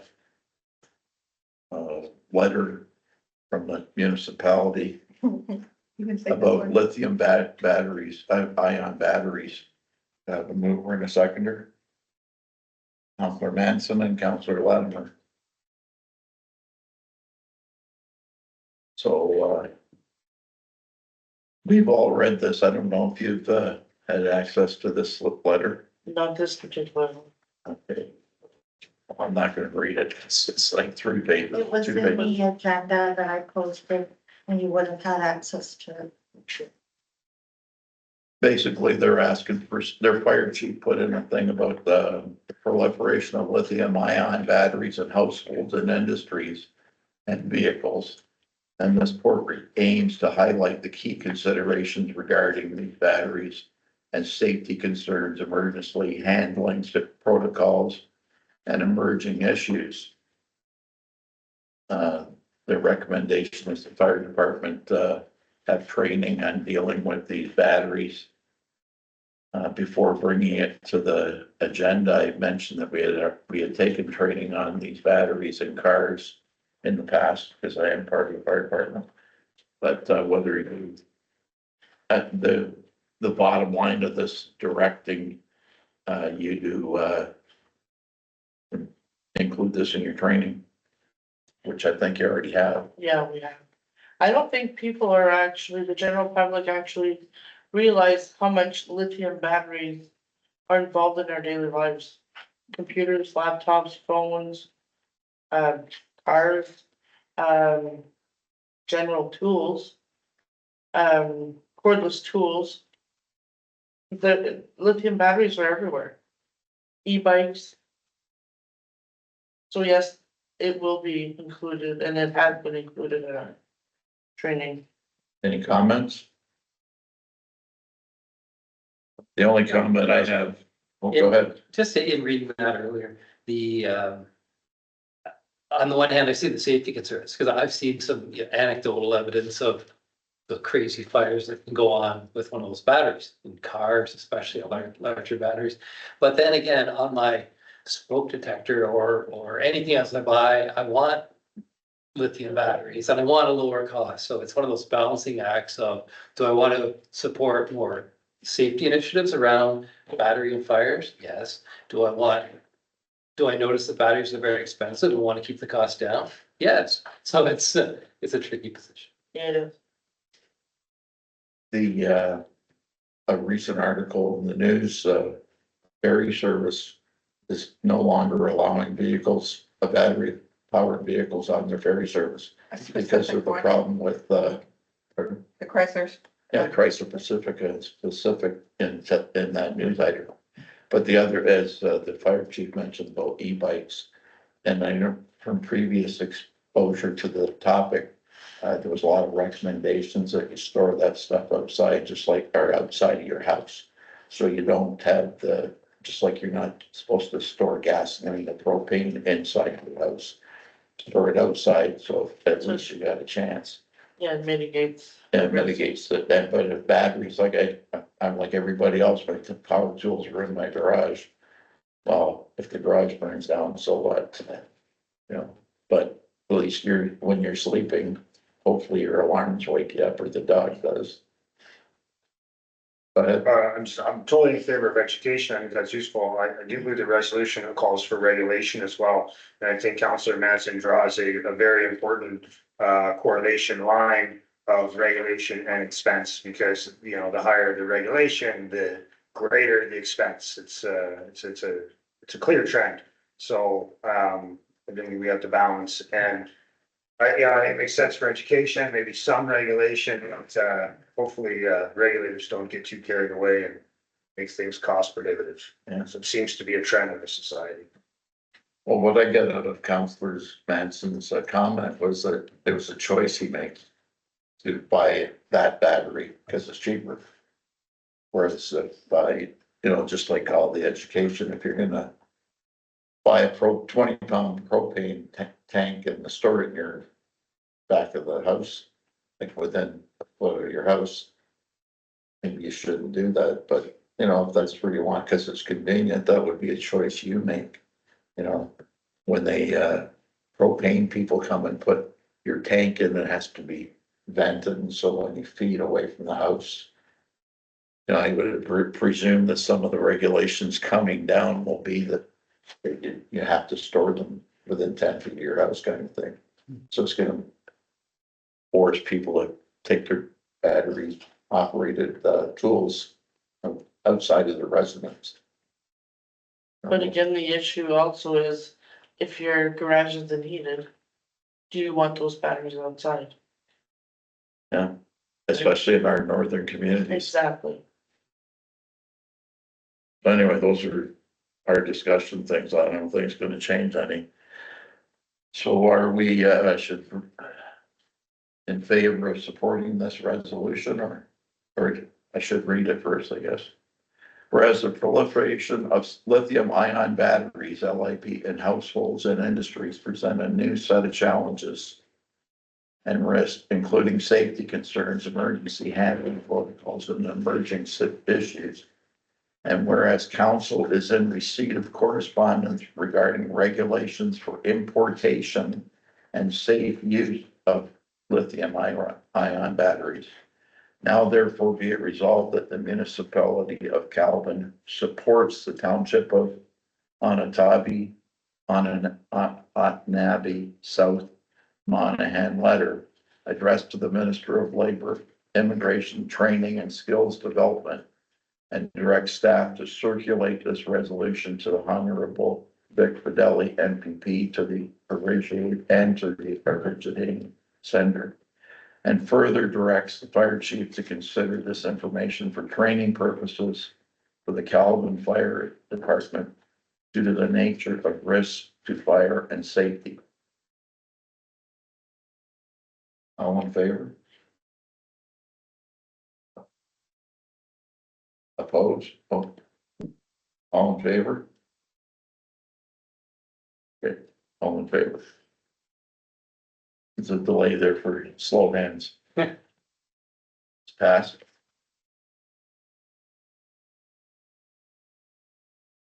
So that's the end of the fire topics. If you wish to be part, it's up to you.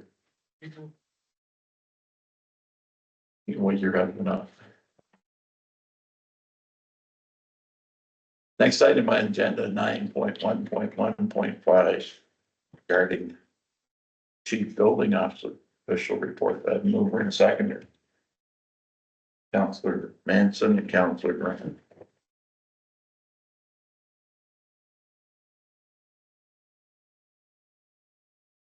Good night. Thanks very much for coming. We've all been read the building report and it's on our website. So if all in favor of receiving his building report, thank you. All in favor? Yeah, please.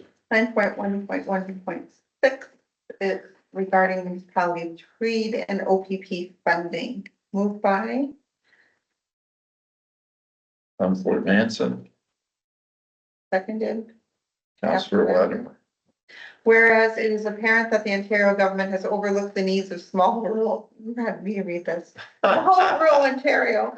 And whereas Ontario's rural municipalities face insurmountable challenges to fund both upfront investments and ongoing maintenance of their capital assets, including roads, bridges, wastewater, municipally owned buildings, including recreational facilities, libraries, and other tangible capital assets. And whereas small rural Ontario's operating needs consume the majority of property tax revenue sources, and whereas small municipalities of 10,000 people or less are facing monumental infrastructure deficits that cannot be adequately addressed through property tax revenue alone, and whereas in 2015, the provincial government moves to standardize the billing for all non-contract DPP 5.1 locations, and whereas the Ontario government has committed $9.1 billion to Toronto alone to assist with operating deficit and the repatriation of the Don Valley and Gardner Expressway, and $534 million to Ottawa for the repatriation of Highway 174. And whereas the annual cost of the Ontario Provincial Police Municipal Policing Bureau for small rural non-contract municipalities is approximately $428 million.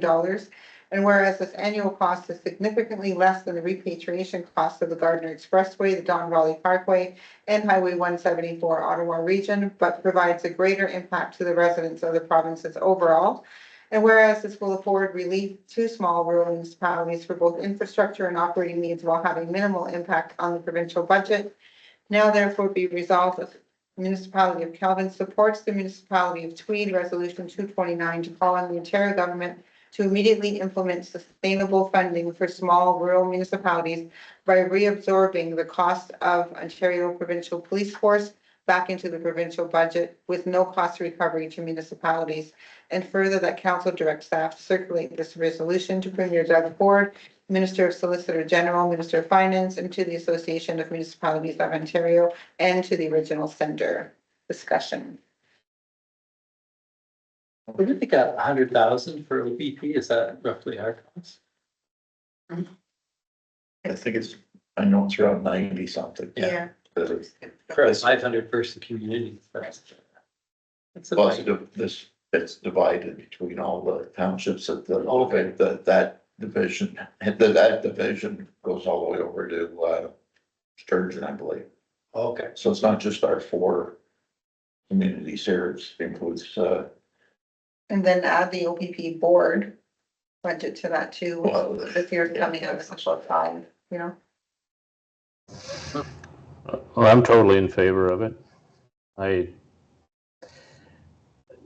don't quite understand why we have to. We have no choice. And, it's really kind of a shock to, an eye opener when we're doing our budget that, $500,000 is spent before we turn the lights on, and the OPP is included in that. The other costs that are, we have no choice in. So yes, I'm in favor of petitioning the government to pay for the OPP policing service. I believe the provincial government just earmarked $164 million for helicopters for a couple of communities in southern Ontario. Historically, the one that the OPP had was used for transporting cabinet ministers around the province. Oh. So if there's a waste, there's some 164 million that could be put towards that 428. Because the helicopters and the pilots and the maintenance is gonna be a never ending cost. I'd rather personally see them used for Orange, the medical helicopters. But anyway, that's a personal point. Do we vote? Any other discussion? I will vote, all in favor, including myself.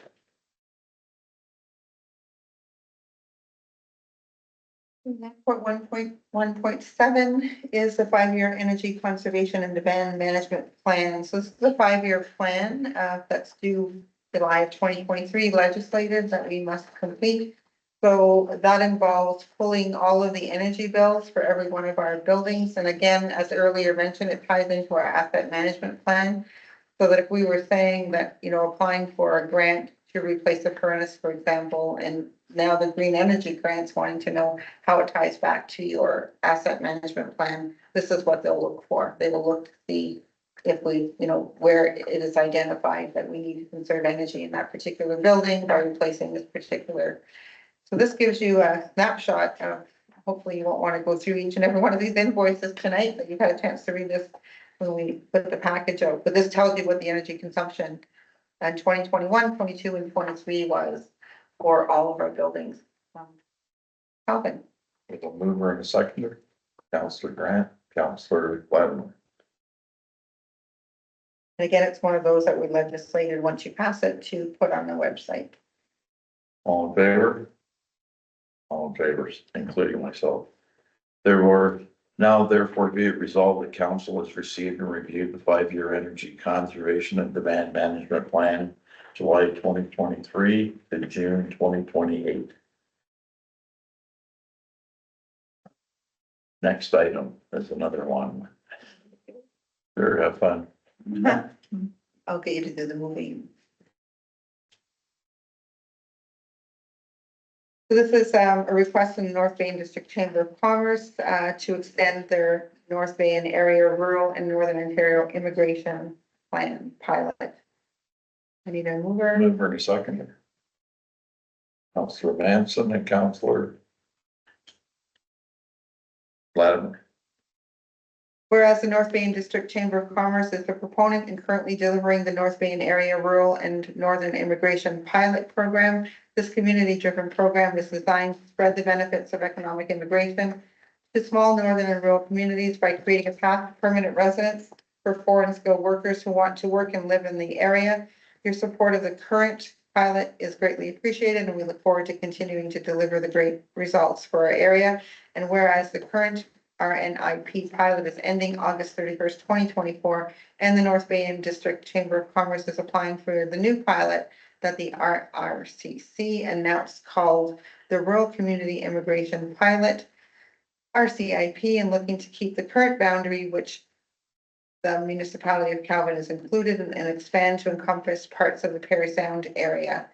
And now therefore be resolved that the Council for Corporation of Municipality of Calvin has received and supports the North Bay End Area Rural Community Immigration Pilot Expression of Interest application submitted by the North Bay District Chamber of Commerce, and directs the CEO to sign and return the attached letter to North Bay District Chamber of Commerce. Resolution and letter composed by Chamber of Commerce, FYI. That was going to be my comment. Any other comments? Any discussion? I guess my only point was going to be that it is a form letter and that we didn't have any input on it.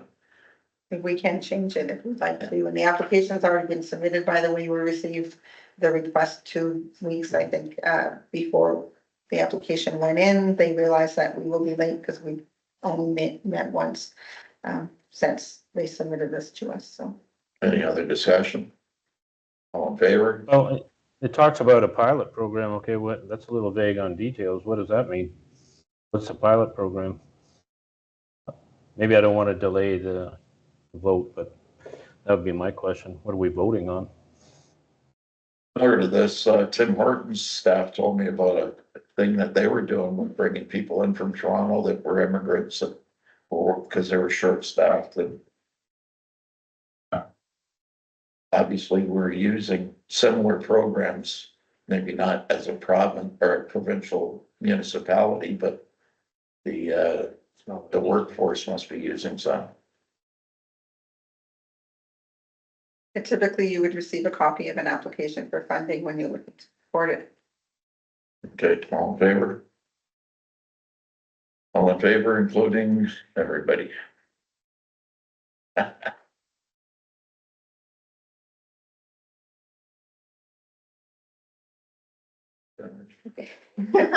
You go ahead, I'll read this. We should take turns here, right? Yeah, well, I'll do this one, but No, I can do it. I know, but it's like, I don't know why some of this stuff is on here. So I can, just to give you an idea, this is the municipality of West Nipissing applying for a LINKS program, which if your highway passes, the Trans-Canada Highway passes through, or another major highway passes through your community, you can apply for the community part of a project. There'll be funded for this project, and we don't have such a thing. So this is, I need a mover and a seconder to introduce this one. Can I have a mover and a seconder, Councillor Manson and Councillor Latimer? Whereas the Champlain Bridge located on Kings Highway 17 west of the town of Sturgeon Falls in the municipality of West Nipissing is integral infrastructure to the Trans-Canada Highway network and also serves as a connecting link to Highway 64. And whereas Highway 17 is a critical link to the Trans-Canada Highway network with average annual daily traffic of over 14,000 travelers. And whereas the majority of the traffic is provincial traffic using Trans-Canada Highway for transporting goods and services in Ontario, which if shut down or restricted would result in a 123-kilometer detour. And whereas in 2021, an agreement was entered into between the municipality and the Ministry of Transportation for the design and rehabilitation or replacement of the Champlain Bridge, which design indicated that the bridge should be replaced at the anticipated cost of $30 million. And whereas the municipality of West Nipissing does not have the financial resources to undertake a project of this magnitude without assistance, and whereas the province has previously recognized a financial burden placed on municipalities forced to maintain provincial infrastructure by removing the burden of the Don Valley Parkway and the Gardner Expressway from the city of Toronto. And whereas the province of Ontario recognized the Champlain Bridge as critical provincial infrastructure and assumed responsibility for its replacement. And whereas if the assumption of the bridge by the province cannot be undertaken, that the province provide financial and operational assistance to the municipality of West Nipissing for the undertaking of the replacement of the Champlain Bridge. Now therefore be resolved, all northeastern Ontario municipalities served by Highway 17, as well as the Association of Municipalities of Ontario, Roma, Ontario Good Roads Association, and the Federation of Northern Ontario Municipalities be requested to support the municipality of West Nipissing's request by submitting letters of support to the Ministry of Transportation. And further that the municipality of Calvin is in support of the municipality of West Nipissing's resolution and direct staff to provide a copy of this resolution to the Ministry of Transportation and the original sender. Again, resolution and form letter. Any discussion? No discussion? I think that one-offs like that are incredibly expensive, so have empathy for that municipality. So I think that that's a very reasonable request, and maybe we'll have a similar request down there some other day, looking for support on something like that. So I think it's reasonable. All in favor? All in favor?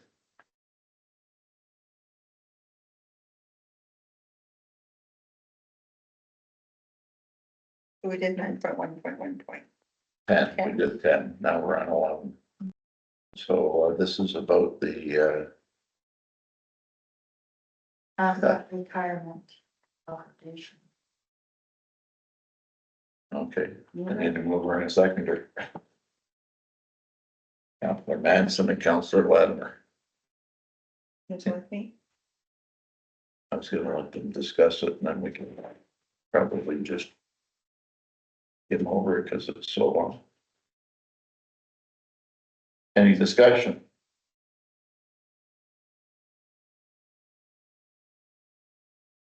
I think the key of the first line is establishes accounting sector standards for the public sector, which must be followed by all municipalities.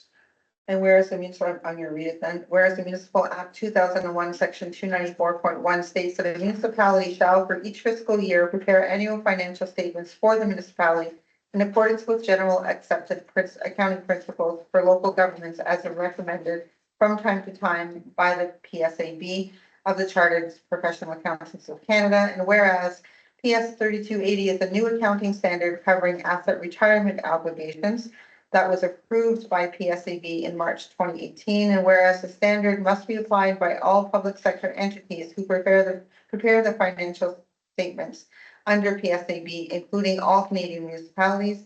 And whereas many small municipalities do not have accountants or engineers on staff to complete the ARO obligations of this major accounting changes, will force small municipalities to hire consultants to complete this work and cause significant financial burden to municipalities.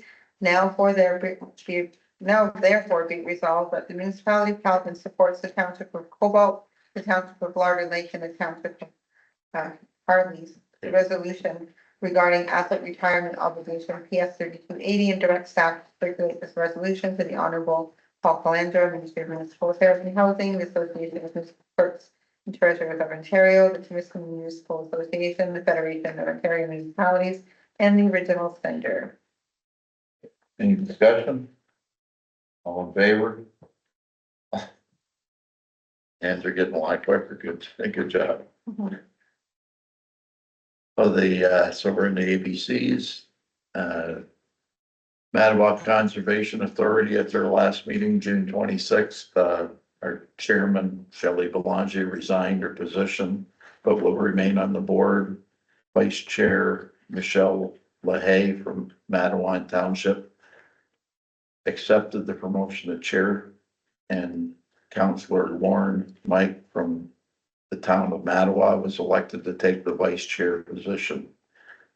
These minutes for that meeting will be approved in an August meeting.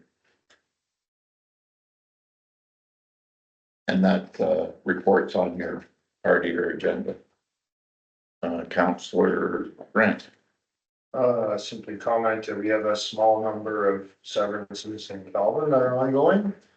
And, I don't have anything further to add than that. Questions? Mayor Gould asked the secretary to pass the minutes along to me so we can include them like we do for Manawa Conservation. I haven't received them ever, I can follow up at my next meeting and. or just forward them to me when you get them, so we can include them in the agenda. Don't get, yes. Yes. Could also do that. Okay. The same for OBP, just the email over there. Okay. That's good. There's been no meetings for physicians recruitment, so until the mayor gets back from his absence. And the OPC detachment board, Councilor Grant. We had an initial meeting, approved the budget, approved the agenda, schedule. And worth noting, for the rest of council's opinion, there's I had, because I believe our council would like me to, and this is where you guys can get some input for sure. I had challenged I had just made a comment about the percentages, the calculation of the levy. And I can't remember the exact numbers, to be honest, I don't have them in front of me, but basically we were paying the same as say Papineau.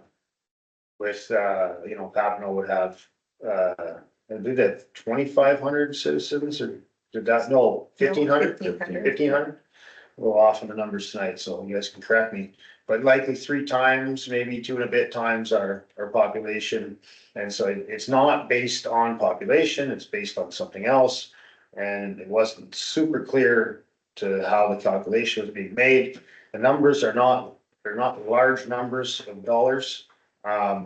So it's not as significant as say the DSAB, but still I do believe it's a principled matter that I don't believe it's completely fair, in that policing is generally a population related expense, it's people expense.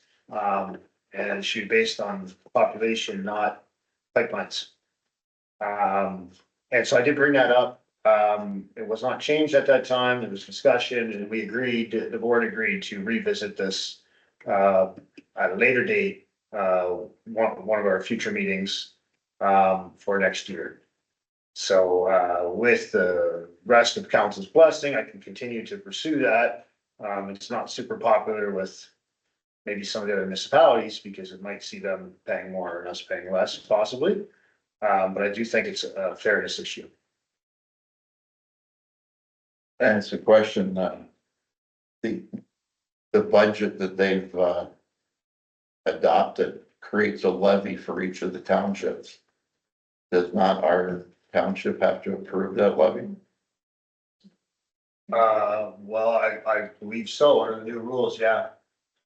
So then, So is it, when is it being presented to us? I don't know the answer to that. Could I add, Councillor? Yeah, absolutely, yeah. So very coincidentally and unbeknownst to me, just yesterday, we received the invoice for a levy and to be presented for payment. And I wrote the secretary, I responded to the secretary who sent it asking, I did not know that Councillor Grant, I didn't know the results of this meeting, but asked for how the levy was calculated and for details of the budget. Because as you know, when we receive Manawa Conservation Authority, whoever it might be, we need to know what the budget is, what it's made up of, and how they arrived at the levy calculation. And another municipality did the same after I did, and so we were told that the chair is on holidays and that they'd be looking at it quick and soon. I did not know that Councillor Grant had done this, and so it's there, 2 of us asking. So if I can make a suggestion, guess I copied maybe, you on that. maybe we just, my little talk is maybe just an intro. And then once we get, I'm sure we're gonna get forwarded, hopefully the actual budget, the breakdown, and then maybe we can have a further discussion at that point where you'd like to see me go with it. And I did copy Councillor Grant as our member on that committee, on that email request. And you're absolutely right, when we did have a meeting CEOs with OPP prior to the new board coming on, there was a question posed about whether or not councils had to approve the budget or had to accept it as received. And it was made clear to us that councils had to accept the budget, did not need to accept it if they chose not to accept it. And I believe the budget has gone up threefold since last year. Now, Good enough. Just don't have the numbers in front of me, so Is that 5,000? that's why I've suggested maybe we get the numbers in front of us and then we have a more detailed discussion. But it has went up. well, just from my experience on being a past member, it went from 2,000 to 5,000. That's 2.5 times. And, But we can't just receive an invoice without detail about what that includes, and I think Exactly. that's, you know, I think the invoice would be if I had to, I'm just, what would it be, is it about 1,300? I think it was, yeah, somewhere maybe 15, 12. Yeah, I think around 1,300, 1,200, just so everyone's got perspective. whatever 24% of $5,000 is. so we did ask, I did for- all that for you for the meeting. but that'll come forward at the next meeting. It wouldn't, it's too incomplete to present it to you, and the timing of it was not for this agenda, so. Okay. On to the next item. So much for the ABCs. Thank you for your reports. Council for the Corporation and Municipality of Calvin hereby moves into a closed session at 8:05. Can I have a mover and a seconder? Councilor Manson, Councilor Latimer. All in favor? Say aye. I just need to make an amendment to the motion. There's no personnel matters about identifying individuals here, just the two last ones. So pursuant to section 239 of the Municipal Act, council will move from open session into this closed session to consider no personal matters. Right.